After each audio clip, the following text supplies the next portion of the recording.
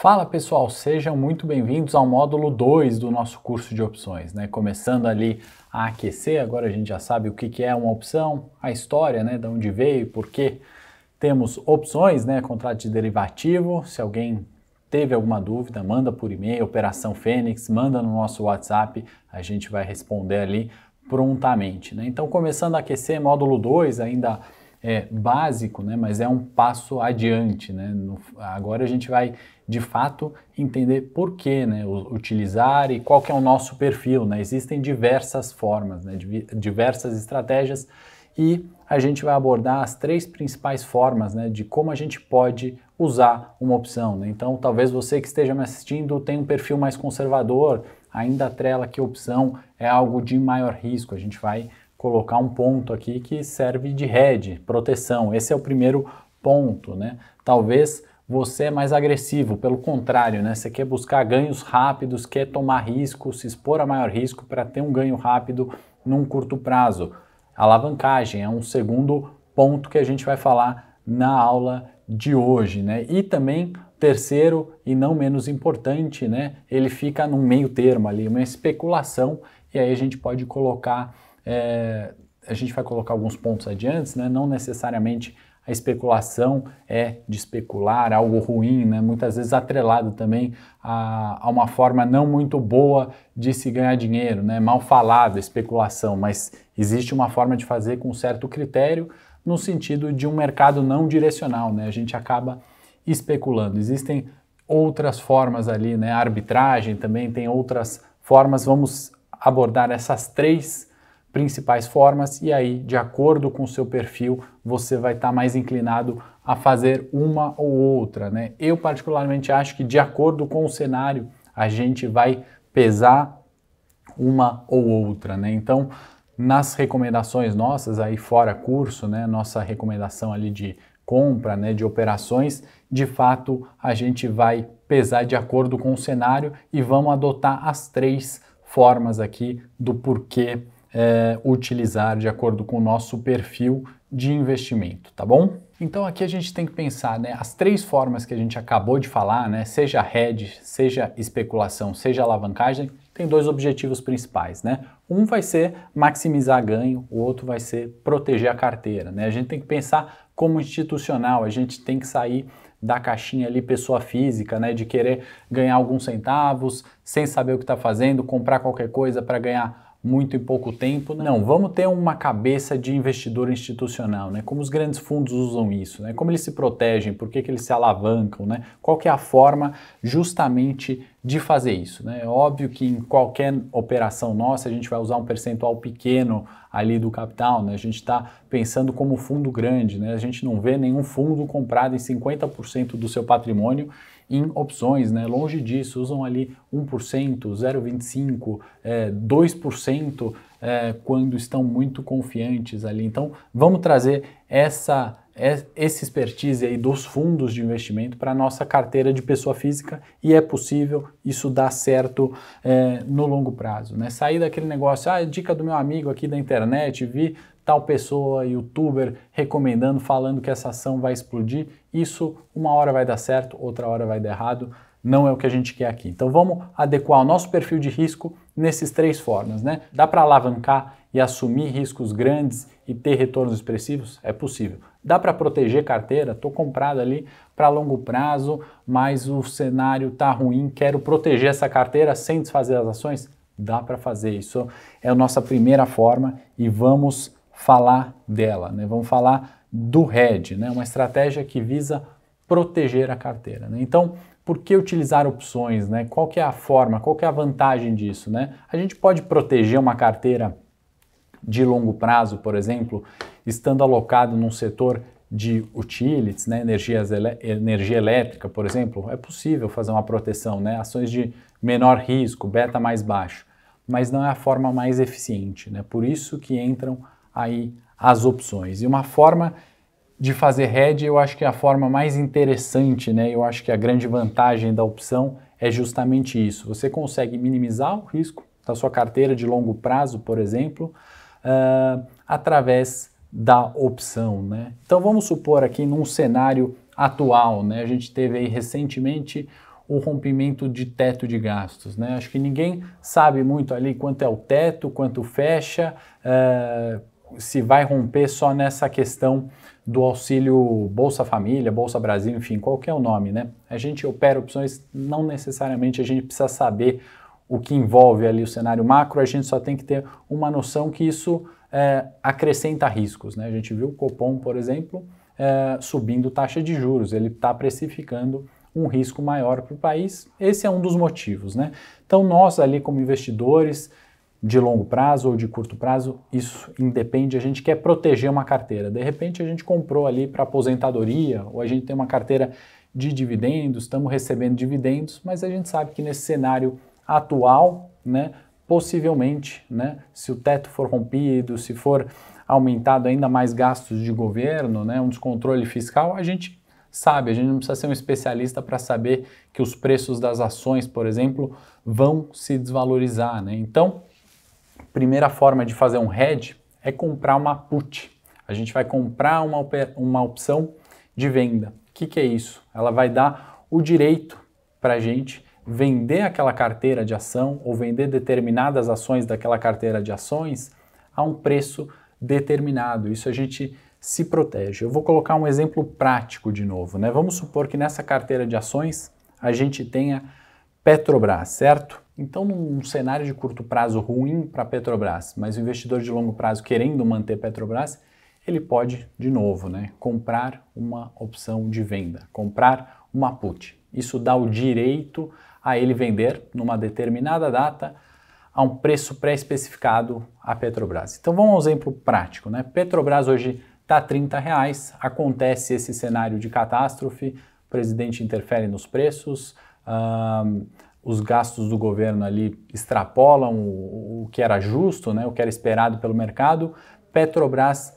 vem a R$20, né? Óbvio que a gente não sabe se de fato isso vai acontecer, né? Óbvio que a gente não sabe se isso acontecendo, Petrobras vai a 20 ou a 10 reais. Depende da intensidade da interferência, por exemplo, né? Mas, contudo, a gente é um investidor de longo prazo, precifica um cenário maior de ocorrência disso na Petrobras. Logo, compramos essa put, por exemplo, para vender Petrobras a 27 reais. Ou seja, se a Petrobras for para 10 reais, eu tenho o direito de vender ela a 27 reais. Para isso, o que eu tenho que fazer hoje? Eu compro uma put, eu pago um valor específico por essa put, vamos supor R$2, gasto esse dinheiro e aí eu me protejo dessa queda. Se Petrobras for a 10 reais, eu consigo sair nela a 27 reais, uma vez que eu paguei esse prêmio anteriormente, né, para me proteger de um cenário ruim, né? Existe essa mesma forma, né? De um jeito a gente poderia eventualmente especular. Ao invés de ter o direito de sair a 27 reais, essa put que foi a 2 reais, se Petrobras cair até 10, ela vai valorizar muito, né? Ela vai valorizar, por exemplo, 10 reais. Eu vou poder especular até mesmo dentro de uma operação de hedge, né? Pode parecer um pouco confuso, eventualmente não é interessante, mas existe essa forma, né? Primeira forma e mais importante, a gente tem que se ater somente ao hedge. Tenho Petrobras na carteira, sei que o papel vai cair, eu posso me proteger, eu posso fazer um hedge comprando uma put. Ou seja, se o papel despencar, eu tenho uma perda minimizada. Vamos supor que não aconteça nada desse cenário catastrófico, né? O que acontece? O que eu perco com isso, né? Eu estou comprado a Petrobras, não aconteceu nada disso, Petrobras melhorou, risco fiscal melhorou, Petrobras vai a 40 reais. O que eu perco com isso? Na verdade, eu tinha o papel a 30, ganhei 10 reais dessa valorização, eu vou perder os 2 reais que foi a compra do seguro, né? A put nada mais é, nesse caso aqui, comprando uma opção de venda tendo o papel, nada mais é do que um seguro. Então eu perco 2 reais, mas no limite eu ganhei toda a valorização da Petrobras, me protegi de um cenário bastante adverso. Nesse caso, se ele não ocorrer, de fato, eu perco 2 reais, parece uma relação risco-retorno ali interessante. Então, hedge é uma das formas mais utilizadas, todos os fundos praticamente de investimento utilizam, né, do hedge justamente para ter uma performance melhor que o Ibovespa, né? Porque se você tiver comprado em Petrobras ela desvaloriza, acontece um caos do governo e você não se protegeu com uma compra de put, por exemplo, né, sua perda pode ser muito grande, né? O retorno disso, né, lembrando que para recuperar uma queda de 50%, a gente tem que esperar uma alta de 100% da ação, né? Então, se proteger de quedas é muito importante, é uma forma de utilizar as opções de uma forma segura, né? Então, hedge, tenho certeza que os investidores mais conservadores, aqueles investidores de longo prazo, aqueles que têm carteira de dividendo ou que pensam em ações para aposentadoria, certamente, se não conheciam, passam a conhecer agora e certamente vão utilizar no longo prazo essa estratégia de hedge com opções. Agora vamos para o segundo caso, né? Especulação. Diferente do primeiro, a gente tinha um cenário ali direcional, né? A gente sabia que acontecendo X com o governo, a Petrobras tomaria tal direção, né? Então, acontecendo fato negativo no governo, Petrobras desvaloriza. Estava direcional ali fazendo hedge, né, dessa forma, protegendo a minha carteira.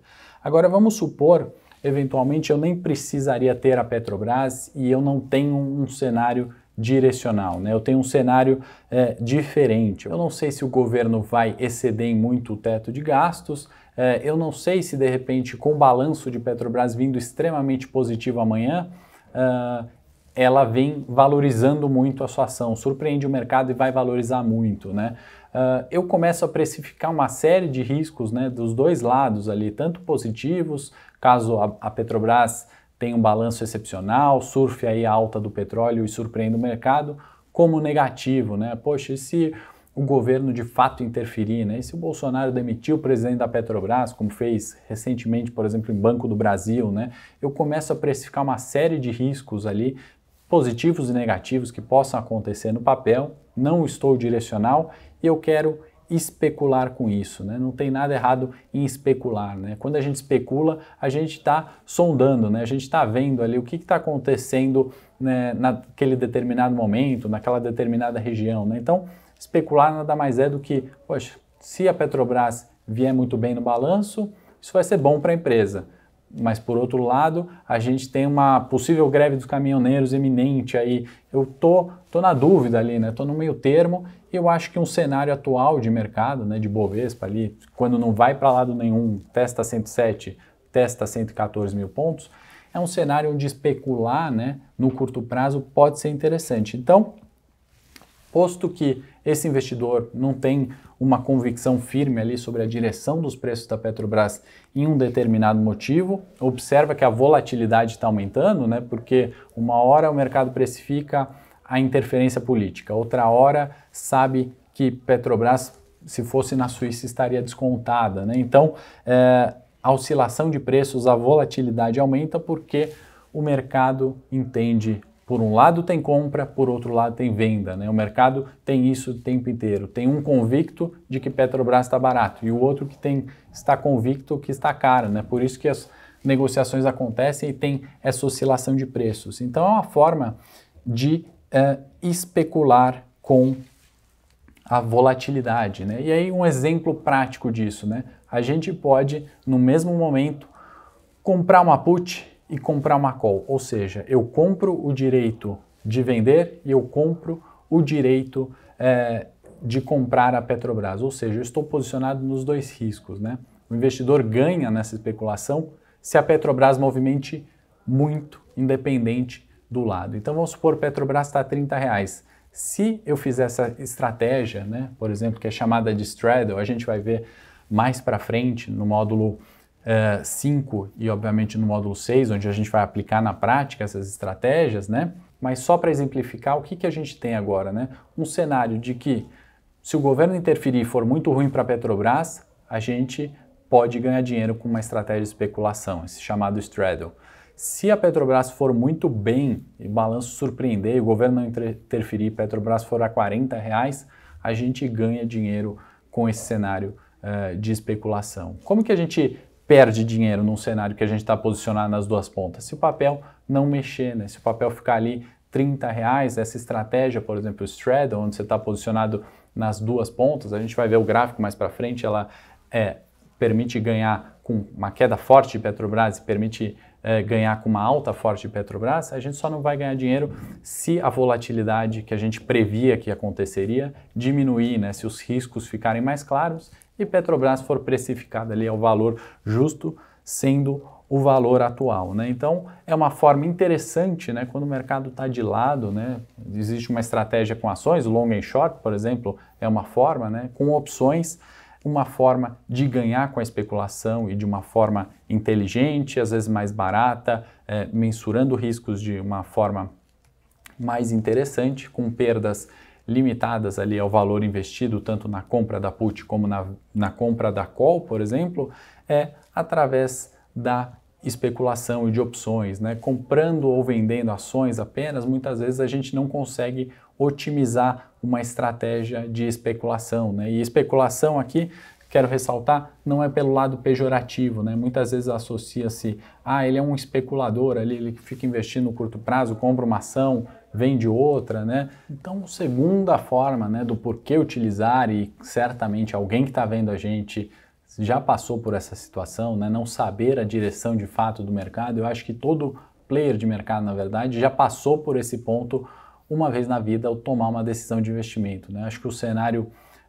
no Brasil é muito corriqueiro, né? Muitas vezes a gente tem uma grande volatilidade e uma falta de direção, né? Então, especulação excluindo esse viés pejorativo, né, é uma forma de se ganhar dinheiro, de investir ali alocando um pouco capital, sabendo mensurar riscos, né, e é uma forma que opções funcionam muito bem para executar, né. A gente vai ver as estratégias mais na frente, certamente vão voltar a abordar o assunto da volatilidade. E vamos aqui à terceira forma, né, a alavancagem, talvez uma das mais queridas, né, pelos investidores, pelos especuladores, pelos conservadores, por todos, né? Todos querem alavancar o capital, ganhos rápidos em pouco tempo, né? Quem não quer isso? E aí, uma estratégia de alavancar, né? Ela te permite você estar exposto ao risco de um ativo, investindo menos capital, como é comum nas opções, né? E esse custo baixo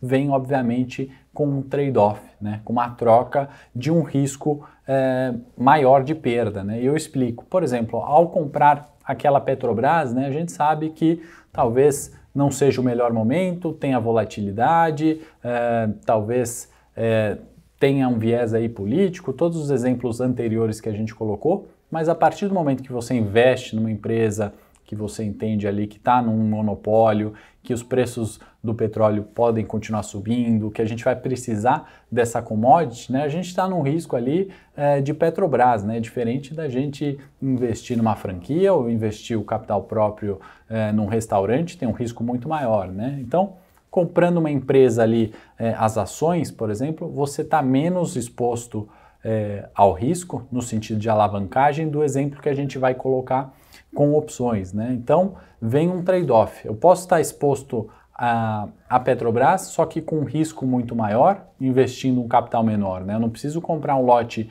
de ações, eu não preciso comprar uma ação no fracionário. Eu posso comprar, por exemplo, uma opção a seco. Eu não tenho nada, eu só aposto direcionalmente que Petrobras vai subir. Só que ao invés de eu comprar as ações da Petrobras, eu compro isso via opções, né? Vamos colocar um exemplo aqui de uma ação hipotética, até para não ficar só falando de Petrobras ou usar outras empresas como exemplo. Vamos colocar uma questão de a empresa X valendo R$ 74,00 no momento e eu estou estimando que ela vá para R$ 77,00, por exemplo. Eu acho que ela vai valorizar ali R$ 3,00. Porém, ao invés de eu investir uma quantia grande, né, no preço da ação, no lote padrão, eu posso comprar uma opção de compra daquela ação. Então, por exemplo, só recapitulando, né, a compra de uma opção, ela te dá o direito de comprar a um determinado preço. Então, vamos supor que a compra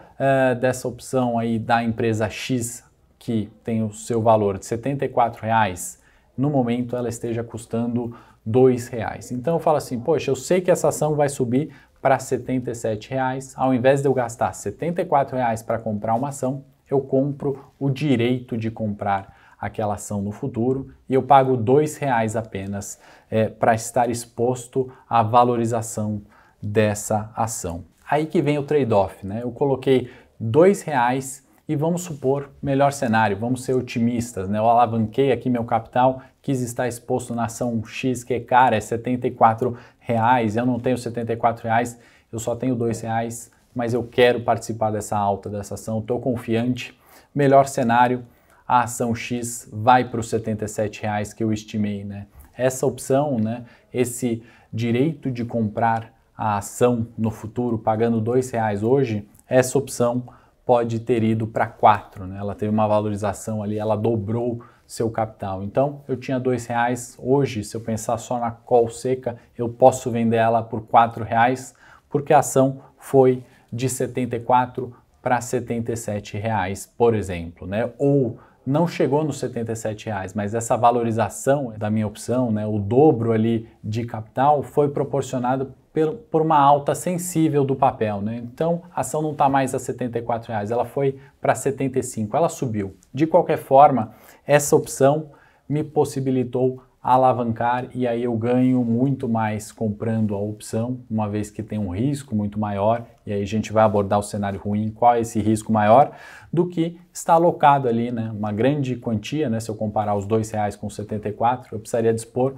dos R$ 74 para ter uma valorização ali de R$ 3, por exemplo, né? Algo muito próximo, talvez, a 5, 4% de valorização versus o dobro, né? Uma valorização ali muito mais significativa em percentual, né? Não só em valores, né? Uma eu pus R$ 2, tiraria 4. Na outra eu tive que pôr R$ 74 para tirar R$ 77, né? Então, essa alavancagem, né? Eu estou exposto a um risco muito maior. E qual é esse risco, né? A gente vai falar mais para frente, mas as operações de opções, elas têm um vencimento, né? Elas têm uma data de validade, que é a terceira sexta-feira do mês.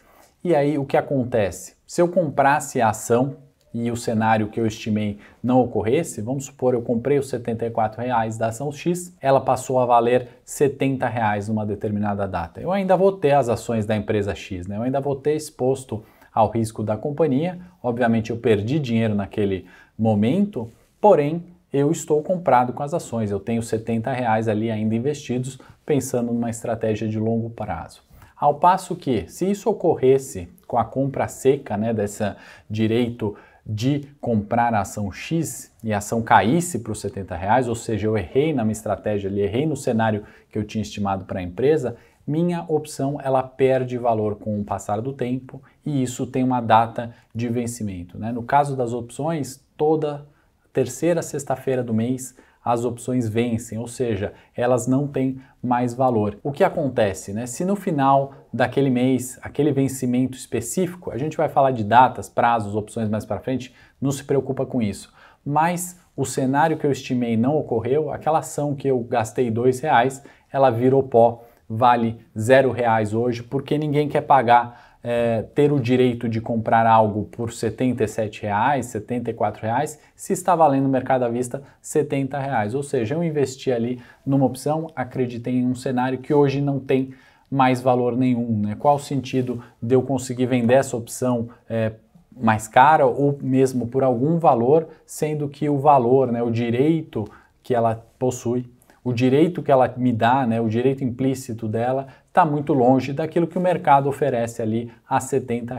Ninguém vai querer, sua opção virou pó, você perdeu dinheiro. Esse é o risco ali de alavancar, esse é o trade-off. Você investiu um capital pequeno, mas se num determinado prazo aquele direito que você tinha, o mercado não valoriza, né, porque a ação está a 70, você tem o direito de comprar R$ 77, ninguém quer isso. Eu vou lá no mercado à vista, pago R$ 70 pela ação, o direito que você tem não vale nada, sua opção virou pó.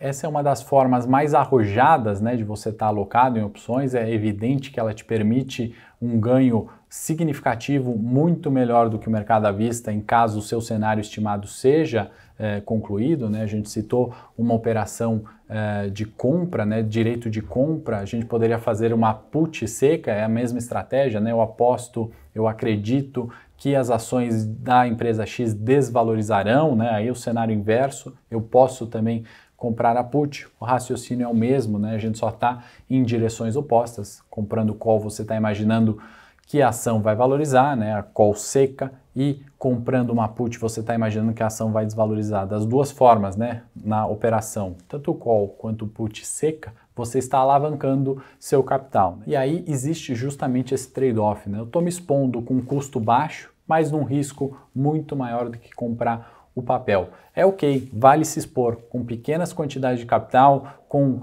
confiança do cenário que você está estimando, estipulando riscos, né? Você pode, obviamente sim, e nós ali nas nossas recomendações certamente recomendaremos esse tipo de operação. Não é para todo mundo estar alavancado, tem um cenário de risco maior, obviamente que tem, né? E aí por isso que é importante, né? O objetivo justamente desse módulo é conhecendo o seu perfil, como trabalhar com as opções, né? Não tendo medo por um lado, né? Opções não é alavancagem o tempo inteiro, opções não é só para usar como segurança o tempo inteiro, né? Obviamente tem perfis de risco, né? Tem pessoas que gostam de se expor ao cenário de hedge que a gente começou falando, tem pessoas que gostam simplesmente de se expor ao cenário de alavancagem, porque não tem uma carteira de ações, né? Querem operar apenas a seco. São perfis, né? Você trabalhando isso ao seu favor, conhecendo os riscos dessa operação, certamente consegue aproveitar os diversos cenários de bolsa, né? Até mesmo aqueles, como a gente falou, da volatilidade, quando a incerteza é o que predomina, né? A gente não sabe se determinado fator será bom ou ruim para a empresa, mas a gente acredita que aquilo só vai trazer volatilidade, vai ter uma disputa entre os comprados e os vendidos para chegar num preço certo, né? Então isso traz volatilidade e a melhor forma de operar nesses diversos cenários é justamente conhecendo esses três pontos: alavancagem, especulação e o cenário de volatilidade, quando a gente não tem uma definição de direção, né? Então a gente especula e a gente fica posicionado nos dois riscos, tanto os positivos quanto negativos. E esse foi o nosso módulo 2, né? O porquê utilizar e perfil. Reflita aí qual o seu perfil, né? Onde você quer estar alocado, ou você está disposto também a usar todos os cenários, né? Eu tenho carteira de longo prazo, vamos usar hedge, eu tenho um viés ali de maior risco, quero alavancar, e muitas vezes eu sei que é difícil precificar o lado que uma ação vai, né? A gente tem cenários em que isso ocorre, né? Tem papéis que isso ocorre o tempo inteiro, né? Então, a gente conhecendo o nosso perfil e as três principais formas ali do que por que utilizar, né? Eu acho que a gente começa a caminhar e se preparar para o módulo 3, obviamente, né, um módulo onde a gente já entra um pouco mais avançado. Eu acho que é um divisor de águas, obviamente, né, um módulo em que a gente vai ver os termos técnicos, jargões, e aí sim a gente está 50% preparado para, de fato, elaborar as estratégias, entender e aplicar na prática, né? Espero que você tenha gostado desse módulo, eu te espero no módulo 3, vamos em frente.